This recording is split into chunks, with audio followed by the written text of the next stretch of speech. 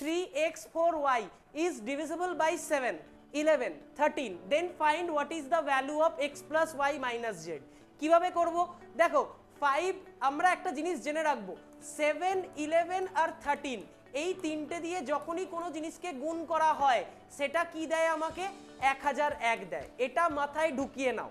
এবং 1001কে দিয়ে যখন তুমি কোনো একটা সংখ্যা দিয়ে গুণ করবে সেই সংখ্যাটা এই ফরম্যাটে আসে, এবিসি এবিসি এবিসি, এইভাবে।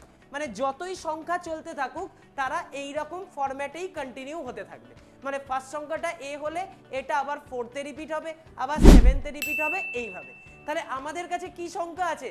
5, z, তারপরে আছে 3, তারপরে আছে হচ্ছে x, 4, y, এটা আমার কাছে সংখ্যা আছে। তাহলে আমরা কি দেখতে পাচ্ছি যে এবিসি এবিসি করে সংখ্যাটা যদি রিপিট হতো, মানে এটাকেও যদি আমি xyz ধরতাম, x, আচ্ছা এখানে যাই কিছু আছে, মানে এখানে সংখ্যাটা খেয়াল করে দেখো 5টা রিপিট হয়েছে কোথায়?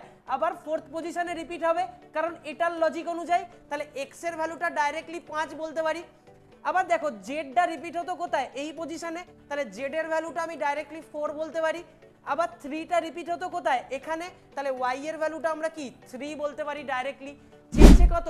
x plus Y minus Z, তাহলে x এর ভ্যালু 5 প্লাস 4 মাইনাস 3, 9 মাইনাস 3 করে পেয়ে যাচ্ছি হচ্ছে 6। ঠিক করলাম? x প্লাস ওয়াই, x হচ্ছে 5, y হচ্ছে 3, 5 আর 3 8, 8 মাইনাস জেড বলেছে।